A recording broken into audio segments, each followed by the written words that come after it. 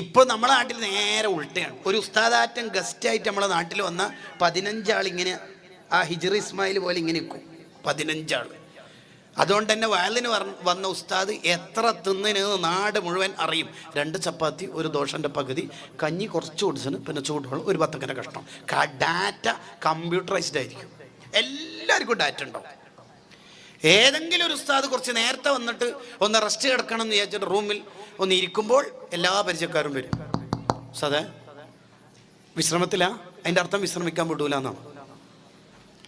നമ്മളൊക്കെ ഒന്നൊരു കൾച്ചേർഡാവണം, കുറച്ച് മാറ്റമൊക്കെ വരണം.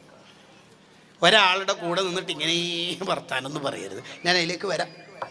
അപ്പോൾ കുട്ടികളെ ചെറുപ്പത്തിൽ തന്നെ ഇതൊക്കെ, ഞാൻ ഇതൊരു സ്ഥലത്ത് ക്ലാസ് എടുത്തപ്പോൾ ആ ക്ലാസ് കേട്ട് ഡിഗ്രിയൊക്കെ പഠിച്ച ഒരാൾ എന്നോട് പറഞ്ഞു, ഇതൊക്കെ പാലിച്ച എങ്ങനെ ഉസ്താദെ മക്കൾ നന്നാവാതിരിക്കുക, എന്തെല്ലാം കിതാബ് പറഞ്ഞേക്കണത്. അയാൾ പറഞ്ഞപ്പോൾ ഞാനും ഇങ്ങനെ കുറച്ചും കൂടി ഡീപ്പായി ആലോചിച്ചു.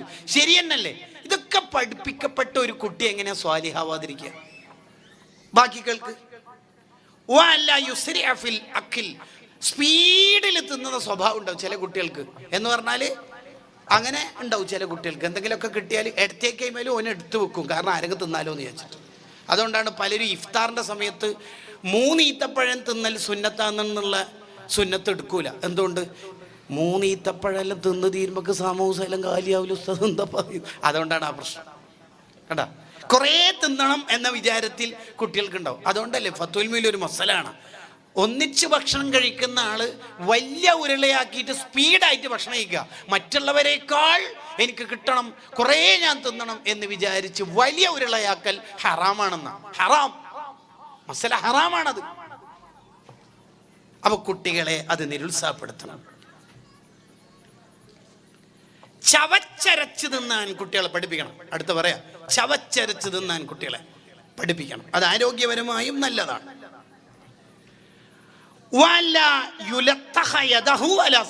അടുത്തത്, വസ്ത്രവും കൈയും ഭക്ഷണം കൊണ്ട് ഇങ്ങനെ പുരട്ടാൻ വരില്ല, പുരളരുത്. അവിടെ ഇവിടേക്ക് ഇങ്ങനെ ചില പിള്ളേർ കാണില്ലേ, എല്ലായിടത്തും പ്ലേറ്റിലും സൈഡിലും ടേബിളിലും തീർമേശയിലും മടിയിലും എല്ലായിടത്തും പുരണ്ടിട്ടുണ്ടാവും.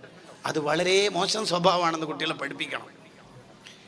ഇതാരെങ്കിലൊക്കെ തിരുത്തി കൊടുക്കുമ്പോൾ നീ എന്തീ കളിക്കുന്നടി, ഈ പിള്ളേർ ഈ പിള്ളേർ തന്നെ മോനെ വലുതാവുക, ഈ പിള്ളേർ തന്നെയല്ലേ വലുതാവുക. അത് കുട്ടികളെ പഠിപ്പിക്കണം. ദെൻ അടുത്തത്,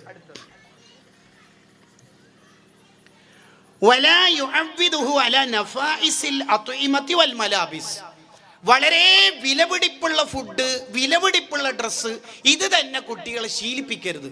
സതേ, ഞാൻ എൻ്റെ മക്കൾക്ക് വലുത് വാങ്ങിക്കൊടുക്കാറില്ല. നമ്മ കഷ്ടപ്പെട്ട കഷ്ടപ്പാട്, നമുക്കൊരേ ദാരിദ്ര്യമൊക്കെ ഉണ്ടായിട്ടെങ്കിലും പിള്ളേർ ഒരു കഷ്ടപ്പാടും ഞാൻ പഠിപ്പിച്ചിട്ടില്ല. ഇത് വലിയ അഭിമാനത്തോടെയാണ് ചിലർ പറയാൻ. നോക്കൂ നിങ്ങൾ,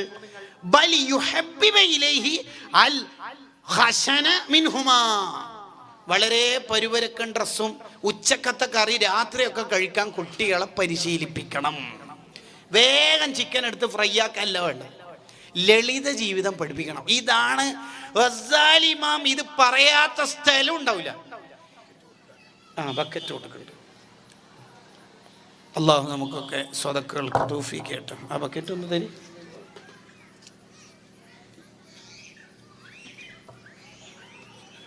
ഉണ്ട്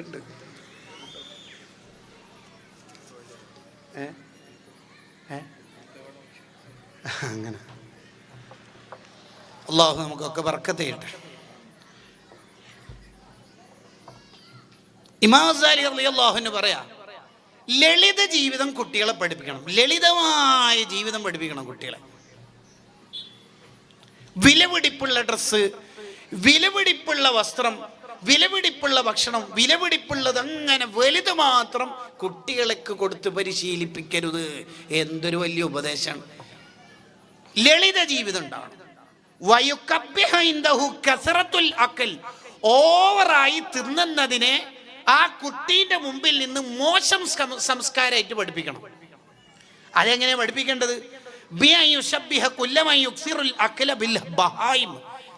ഓവറായി തിന്നുന്നത് മൃഗത്തിന്റെ സ്വഭാവമാണെന്ന് കുട്ടികളെ ചെറുപ്പത്തിൽ തന്നെ ബോധ്യപ്പെടുത്തണം.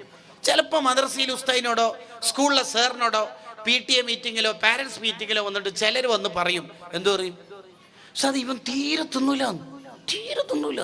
എത്ര തിന്നും? ആകെ 2 ചപ്പാത്തിയൊക്കെ തിന്നുള്ളൂ. അൽഹംദുലില്ലാ ഓന് മറ്റോ ഇരട്ടയാണ്, ഒന്നിച്ച് ജനിച്ചാണ്. ഓൻ അൽഹംദുലില്ലാ 4-5 ചപ്പാത്തി തിന്നും, 5-10 കിലോയൊക്കെ തിന്നും, 5 ദോശയൊക്കെ തിന്നും. ഇവനാകെ 2 എന്നുള്ളൂ. എത്രാം ക്ലാസ്സിലാണ് രണ്ടാളും? 2-ാം ക്ലാസ്സിൽ. ഈ 2-ാം ക്ലാസ്സിലുള്ളവന് 2 അല്ലാണ്ട് പിന്നെ എത്ര തിന്നിട്ട്? മറ്റോൻ എത്ര? 5 ചപ്പാത്തിയോ. ഇവൻ 10-ാം ക്ലാസ്സിലെത്തുമ്പോൾ പോരന്നെ വിഴുങ്ങുമല്ലോ. ഈ ഓവർ തിന്നുന്നതിനെ നിരുത്സാഹപ്പെടുത്തണം. എന്താ ചെയ്യേണ്ടത്? ഓവർ തിന്നുന്ന കുട്ടികൾ വളരെ മോശം സ്വഭാവമാണെന്ന് ഒരാളുടെ പേര് പരാമർശിക്കാതെ ആ വിശേഷണം വളരെ വൃത്തികെട്ട വിശേഷണമാണെന്ന് കുട്ടികൾക്ക് ബോധ്യപ്പെടുത്തുകയും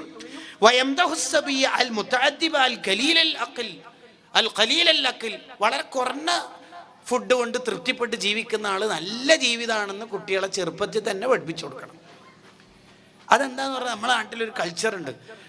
ഉപ്പ വന്നാൽ കുട്ടി ഇരിക്കും, ഉമ്മ തിന്നുമ്പോൾ പിന്നെയും ഇരിക്കും, അവൻ്റെ ഏട്ട മദ്രസയിൽ നിന്ന് വന്നാൽ പിന്നെയും ഇരിക്കും. നീ ഇരിക്കുന്ന ആളാ പിന്നെ ചോദിച്ചുകൊണ്ടിരിക്കുകയും ചെയ്യും.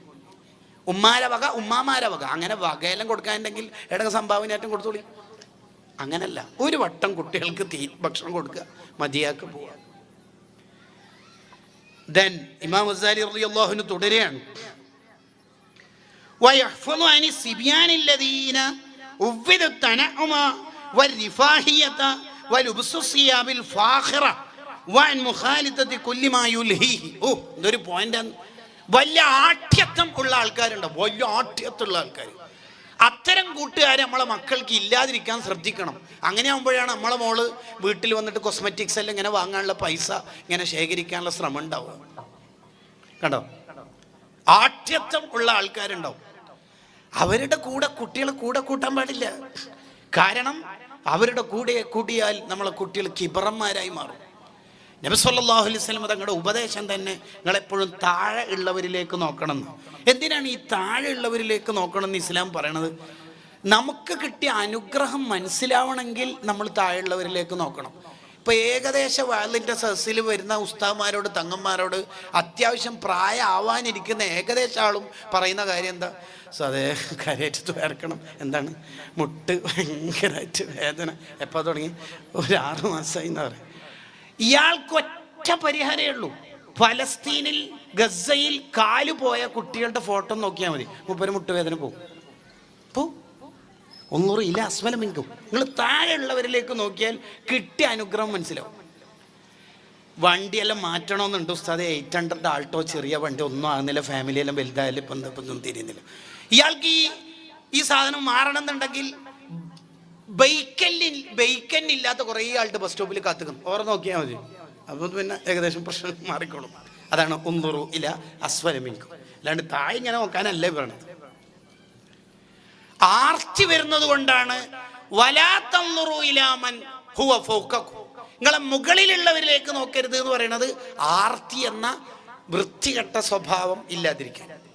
ശുക്ർ എന്ന് പറയുന്ന ഗുണം കിട്ടാനാണ് താഴെ ഉള്ളവരിലേക്ക് നോക്കാൻ പറയുന്നത്. നബി സല്ലല്ലാഹു അലൈഹി വസല്ലം നിങ്ങളുടെ ഓരോ ഹദീസിനും വലിയ ആശയം ഉണ്ടാവും. അപ്പോൾ നമുക്ക് ആർത്തി ഉണ്ടോ ഇല്ലയോ എന്ന് മനസ്സിലാവണമെങ്കിൽ ഒരു പരീക്ഷണം നടത്തിയാൽ മതി. എന്താ ആർത്തി ഉണ്ടോ ഇല്ലയോ എന്ന് മനസ്സിലാക്കാനുള്ള പരീക്ഷണം? നമുക്ക് കോമണായ ആർത്തി എന്തായാലും ഉണ്ടാവും. ബിരിയാണി, മന്തി, ചപ്പാത്തി, നൂൽപുട്ട്, പൊറോട്ട, ചിക്കൻ എല്ലാം കഴിച്ചതിന് ശേഷം എന്നിട്ട് ചോദിക്കും പുഡിങ് ഇല്ലേ? അതെന്നല്ലേ ആർത്തി. അല്ലാണ്ട് ആർത്തി എന്ന് പറഞ്ഞാൽ ഒരു ഡ്രൈവറെ വേറെ ഒന്നല്ലല്ലോ. ഇതന്നല്ലേ ആർത്തി. കണ്ടോ കേട്ടോ, അതിന് വലിയ ചാരി ഇരുന്നിട്ട് ഫ്രൂട്ട്സ് എടുക്കടാ കേട്ടോ. ഏയ് ഇനി ഒരു കുറച്ചും കൂടി സാഹിത്യത്തിലുള്ള ആർത്തി എങ്ങനെയാന്ന് വെച്ചാൽ, ഇപ്പം ഒരു പണക്കാരനുണ്ടാവും കാറിൽ, എന്നിട്ട് ടെക്സ്റ്റൈൽസിൻ്റെ അടുത്ത് നിർത്തിയിട്ട് നല്ല ഡ്രസ്സ് കേട്ടോ പിള്ളേർക്ക് പറ്റിയ, പക്ഷെ പൈസ എടുത്തിട്ടും ഇല്ല, അക്കൗണ്ടിൽ പൈസ ഇല്ല. ഇത് സാഹിത്യത്തിലുള്ള ആർത്തിയാണ്. ഇയാൾ കേൾക്കാൻ വേണ്ടിയിട്ടാണ് അത് പറയുന്നത്. ഷെഹറാനി ഇമാം അതിനെ വളരെ വൃത്തികെട്ട സ്വഭാവമായി തൻ്റെ ഹാദിൽ ഹാഇരീൻ ഇലാ റുസൂമി അഖ്ലാഖിൽ ആരിഫീൻ എന്ന കിതാബിൽ പറയുന്നത്. ഇതൊക്കെ കുട്ടികൾക്ക് വരുന്നത് പണക്കാരുടെ കൂടെ ജീവിക്കുമ്പോഴാണ്. വലിയവരോടൊപ്പം ജീവിച്ചാൽ അതിൻ്റെ ഒരു ആഠ്യത്വം ഉണ്ടാവും. അപ്പൊ നമുക്ക് ഈ ആർത്തി ഉണ്ടോ ഇല്ലയോ എന്ന് വെറുതെ നോക്കാം. അപ്പൊ നമ്മൾ ഉപ്പ ഗൾഫിൽ നിന്ന് വന്നു, പെട്ടി ഇങ്ങനെ പൊളിച്ചുകൊണ്ടിരിക്കുമ്പോൾ ഒരു ഐഫോൺ കാണുന്നുണ്ട്, അതും പുതിയ മോഡൽ. ഇന്ത്യൻ രൂപ നോക്കുമ്പോൾ 1 ലക്ഷത്തിന് മേലെ ഏറ്റവും ചുരുങ്ങിയത് വരുന്നുണ്ട്. അത് നമുക്ക് എന്തായാലും ആവശ്യമില്ല. കാരണം നമ്മളെ ഫോണ് പുതിയ 1 മാസേ ആയിട്ടുള്ളൂ, പുതിയത് റിലീസ് ചെയ്തിട്ട് ഇപ്പം ഇറക്കിയത്. ഇപ്പം അടുത്തല്ലേ ഫോൺ ഉപയോഗിക്കാൻ തുടങ്ങി. ഒന്നും പ്രശ്നമില്ല. അതുകൊണ്ട് നമുക്ക് ആവശ്യമില്ല ഫോൺ. ആരെയും നമ്മൾ പിന്നെ ഉപ്പ വേറെ ആയിരിക്കല്ലോ പലതും സാധനം കൊണ്ടുവരാറുണ്ട്.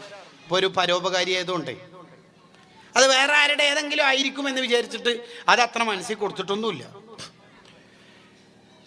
പിന്നെ ഓരോന്ന് വിതരണമൊക്കെ കഴിഞ്ഞ് പിറ്റേന്ന് ഉച്ചക്കുണ്ട് മേശപ്പുറത്ത്, ഉമ്മാൻ്റെ മേശപ്പുറത്ത് ആ മൊബൈൽ ഫോൺ പെട്ടി അടക്കമുണ്ട് അവിടെ. ഉമ്മനോട് ചോദിച്ചു ഇതായിരിക്കാം. അറിയില്ല മോനെ, ഉപ്പ അതാ വരുന്നു ചോദിച്ചു നോക്ക്. എന്താടാ ഉപ്പ ഇതായിരിക്കുള്ള ഫോണ്? ആയിരിക്കുന്നൊന്നുമില്ല, ഞാൻ ഷാർജയിൽ 40 കൊല്ലം ജോലി ചെയ്തല്ലേ. അവിടുന്ന് വിരമിച്ച് റിട്ടയർഡായിട്ട് വരുമ്പോഴേ നമ്മളെ ബോസ് എന്നോട് പറഞ്ഞതാണ്, മഹ്മൂദേ എന്തെങ്കിലും ഒരു ഹദിയ വേണ്ടതെന്ന് ചോദിച്ചിട്ട് ഞാൻ നല്ലൊരു ഫോൺ വാങ്ങി ആയിരിക്കെങ്കിലൊക്കെ കൊടുത്തത്. എനിക്ക് ഏതായാലും നിങ്ങളിപ്പോൾ ഐഫോണൊന്നും വേണ്ട മക്കളെ, ഏതായാലും 4 ആൺമക്കളുണ്ട്, 2 പെൺമക്കളുണ്ട്. 2 പെൺമക്കളുടെ പുതിയ പിള്ളേരും ഉണ്ടല്ലോ, ആർക്കെങ്കിലും വേണമെങ്കിൽ എടുത്തോട്ടെ എന്ന് വിചാരിച്ചിട്ട് ഞാൻ കൊടുന്നതാണ്. എനിക്ക് ആവശ്യമില്ല എന്ന് ഉപ്പ പറഞ്ഞാൽ നമ്മൾ ആർത്തി വണ്ടി സ്റ്റാർട്ടാക്കിയിട്ട് വരും. ആർക്കും വേണ്ട, പിന്നെ ആർക്കും വേണ്ടെങ്കിൽ എൻ്റെ ഫോൺ എന്താണെന്നറിയില്ല, ചെറുങ്ങനെ ഹാങ്. ഇതിൻ്റെ മലയാളമാണ് ആർത്തി. അല്ല നിങ്ങളെന്ത് വിചാരിച്ചു ഇതെന്തോ ഡ്രൈവറെ വരാന്നറ്റം വിചാരിച്ചോ? ഇതാണ് ആർത്തി എന്ന് പറഞ്ഞത്. ഇത് വന്നാൽ പിന്നെ നമുക്ക് ആഖിറത്തിലേക്ക് അടുക്കാൻ കഴിയില്ല. ആഖിറത്തിലേക്ക് അടുക്കാൻ കഴിയില്ല. ഗസാലി ഇമാം റളിയല്ലാഹു അൻഹു പറയണം, വളരെ ചെറുപ്പത്തിൽ തന്നെ അത്തരം സ്വഭാവം നമ്മളെ കുട്ടിയൊക്കെ വരാതിരിക്കാൻ ശ്രദ്ധിക്കണം. ഓരോ ഉപദേശത്തിലും ഈ ഒരു ആശയം ലിംനിയായിട്ടുണ്ടാവും. ഇന്റേണലായിട്ട് ഗസാലി ഇമാം റളിയല്ലാഹു അൻഹു അത് ആഡ് ചെയ്തിട്ടുണ്ടാവും. ദുനിയാവിനോട് സ്നേഹം വരാതെ മക്കളെ നോക്കണേ നോക്കണേ എന്നിങ്ങനെ പറഞ്ഞുകൊണ്ടിരിക്കും. എന്നിട്ട് പറയാ വയുവജ്ജിഹു ഇലൽ മക്തബ് വയതഅല്ലമുൽ ഖുർആൻ വഅഹാദീസൽ അഖ്യാർ. മദ്രസയിലേക്ക് അയക്കണം കുട്ടികളെ, ഖുർആൻ പഠിക്കണം കുട്ടികൾ, ഹദീസ് പഠിക്കണം. വഹികായത്തുൽ അബ്റാരി വഅഹ്വാലിഹിം, മഹാന്മാരുടെ ചരിത്രം പഠിക്കണം. എന്തിന്? ലിയൻ അരിസ ഫീ നഫ്സിഹി ഹുബ്ബസ് സ്വാലിഹീൻ, സ്വാലിഹീങ്ങളോടുള്ള മഹബത്ത് അവന്റെ ഖൽബിൽ രൂഢമൂലമാവാൻ ചെറുപ്പത്തിൽ തന്നെ കുട്ടികൾക്ക് സ്വാലിഹീങ്ങളുടെ സ്നേഹം കിട്ടണം. അതിന് ഉമ്മമാര് നല്ലോണം ശ്രദ്ധിക്കണം. 2 കാര്യമാണ് ഇവിടെ പറയാനുള്ളത്. ഒന്ന്, ഉമ്മമാര് സ്വാലിഹീങ്ങളുടെ ചരിത്രം നന്നായിട്ട് കുട്ടികൾക്ക് പഠിപ്പിച്ചു കൊടുക്കണം. ഉപ്പമാർക്ക് അത് കഴിയൂല എന്നാണ് എൻ്റെ ഒരു കൺസെപ്റ്റ്. തിരക്ക് പിടിച്ച ജീവിതത്തിനിടയിൽ അത് നടക്കൂല. കാരണം മൂപ്പര് തളർന്നിട്ട് വീട്ടിലേക്ക് വരുമ്പോൾ ഉപ്പ എന്താ ഒരു കഥ അങ്ങനെ കുറെ ഓൻ്റെ കഥ കഴിയാൻ സാധ്യത ഉണ്ട്. അതുകൊണ്ട് പിന്നെ നിങ്ങൾ ഏറ്റെടുക്കുന്നതായിരിക്കും നല്ലത്. ആണുങ്ങൾ അത് നടക്കൂല. ആണുങ്ങൾക്ക് GPay ഗൂഗിൾ പേയിലും ചെയ്യാൻ ആണുങ്ങൾക്ക് കഴിയുമോ എന്നല്ലാണ്ട് ഒരു തങ്ങളെടുത്ത് പോയിട്ട് തങ്ങൾ പറയാണ് 41 ദിവസം ബദരീങ്ങൾ വലിയ യാസീൻ ഓതിയാൽ മതി കുട്ടീൻ്റെ അസുഖം മാറും. എന്നേരം തന്നെ ഈ ഭർത്താവ് തലച്ചോറിനോട് ചോദിക്കും, അത് ഞാൻ എന്നെ ഓതണോ? നിർബന്ധമൊന്നുമില്ലല്ലോ, മതിയതല്ലേ? നമ്മളൊരു ടൈപ്പിൻ്റെ ടീമാണ്. അതുകൊണ്ട് ഭാര്യ പറഞ്ഞു കൊടുക്കണമായിരിക്കും കുറച്ചുകൂടി നന്നാവും. ഫൽഫർ ബിദാത്തി ദീൻ, കഥയുള്ള പെണ്ണിനെ കെട്ടണം. കഥ വേണം അവൾക്ക്, എന്നാലേ കഥ പറഞ്ഞു കൊടുക്കാൻ പറ്റുള്ളൂ. കണ്ണടിയിലും മിസ്സടിയിലും കെട്ടിയാൽ കുടുങ്ങും. ഫൽഫർ ബിദാത്തി ദീൻ, കഥ വേണം, ദീൻ വേണം കുട്ടികൾക്ക്. സ്വാലിഹീങ്ങളെ ചരിത്രം ചെറിയ പ്രായത്തിൽ കുട്ടികൾക്ക് പഠിപ്പിച്ചു കൊടുത്താൽ ഇമാം വാക്ക് തരികയാണ്, അവൻ്റെ മനസ്സിൽ സ്വാലിഹീങ്ങളോടുള്ള ഹുബ്ബ് വരും. പിന്നെ എങ്ങനെയാ വഹാബിയാവുക? പിന്നെ എങ്ങനെയാ ഒരു മുജാഹിദാരനാവുക? അവൻ അതിലൊന്നും പെടൂല. അതിന് മദ്രസയിലേക്ക് അയക്കണം. ഉസ്താദുമാരുടെ അടുത്തുനിന്ന് ദീൻ പഠിക്കണം, സ്വാലിഹീങ്ങളുടെ ചരിത്രം പഠിക്കണം. കാരണം ഒരു കുട്ടിനെ മദ്രസയിലേക്കൊക്കെ അയച്ച് ഒരു 6ാം ക്ലാസ്സിന് 7ാം ക്ലാസ്സിന് ഒഴിവാക്കി വിട്ടാൽ +2 വരെയുള്ള ഒരു മദ്രസയിൽ നിന്ന് ആ കുട്ടീനെ ഒഴിവാക്കിയാൽ നിങ്ങൾ ആലോചിക്കുക, ഈ കുട്ടിക്ക് ഇനി മരണം വരെ എനിക്ക് +2 degree PG set net diploma പലതും സാധ്യത ഉണ്ട്. മെറ്റീരിയൽ ഭൗതിക വിദ്യാഭ്യാസം ദീന് ഇനി പഠിക്കാൻ മരണം വരെ എന്ത് സാധ്യതയുള്ളത്? എങ്ങനെയാ ഉപ്പിയുമ്മയൊക്കെ ധൈര്യത്തിൽ ഇങ്ങനെ ഒഴിവാക്കണത്? ഒരു ആഖിറം പേടി വേണ്ടേ? ആഖിറത്തിൽ ഈ മക്കളെ കുറിച്ച് അള്ളാഹു ചോദിക്കൂലേ? എന്താ നമ്മൾ ഉത്തരം പറയാ? ഈ മക്കൾ തുറന്ന് പറയൂലേ? കോടതി തന്നെ പറയുന്നില്ല ഉമ്മാനി ഉപ്പാനക്ക് വേണ്ട ഓറയാ വേണ്ടി. ഈ മക്കൾ പിന്നെ പറയാതിരിക്കും ആഖിറത്തില്? ഇവിടുത്തെ സാധാ കോടതി എന്ന് പറയുന്നില്ലേ, അപ്പം പിന്നെ വലിയ കോടതി എന്ന് പറയാതിരിക്കും?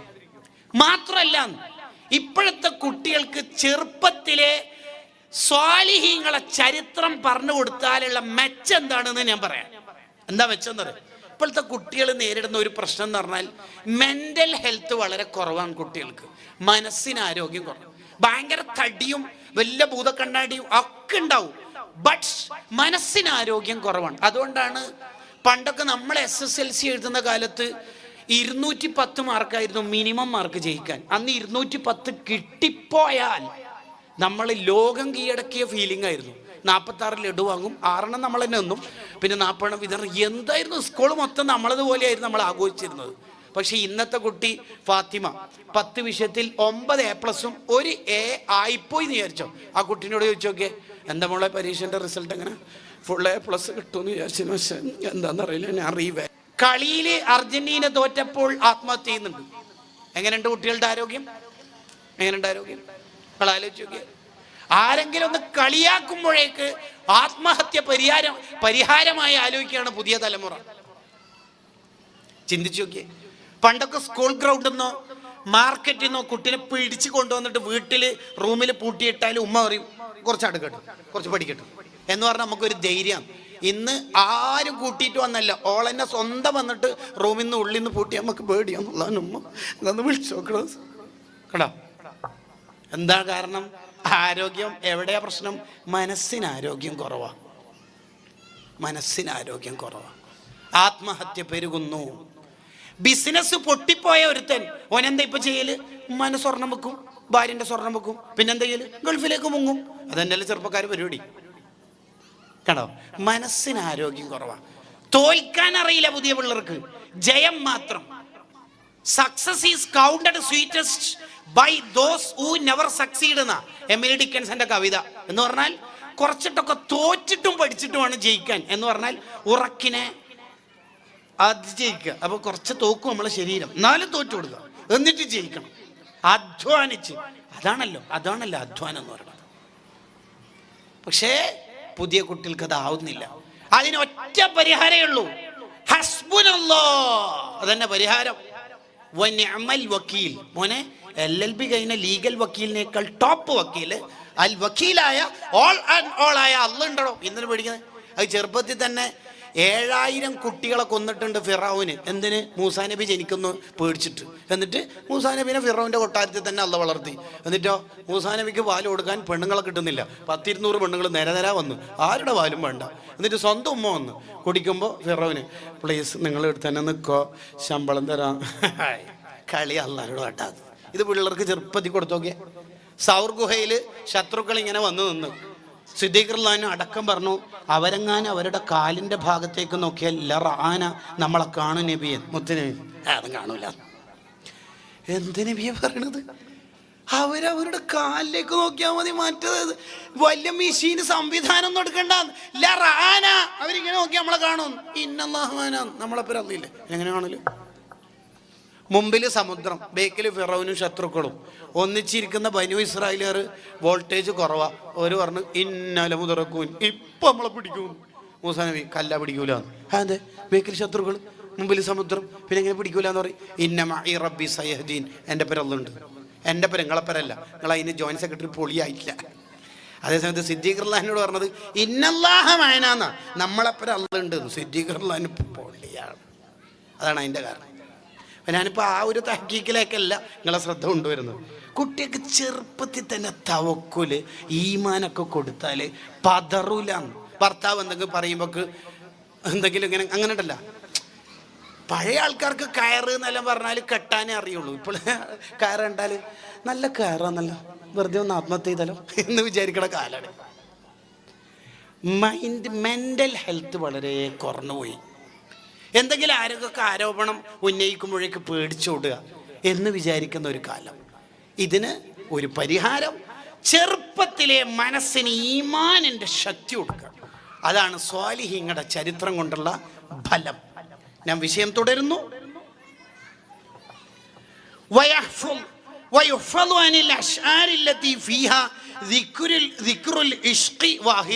പ്രേമത്തിൻ്റെയും റൊമാൻറ്റിക്കിൻ്റെയും ഒക്കെ പാട്ടുകളൊന്നും കുട്ടികളെ കേൾപ്പിക്കരുത്. ഞാനിപ്പോൾ പാടാനും വരെ പാടില്ലല്ലോ അല്ലേ? അങ്ങനത്തെ പാട്ട് നമുക്കറിയും.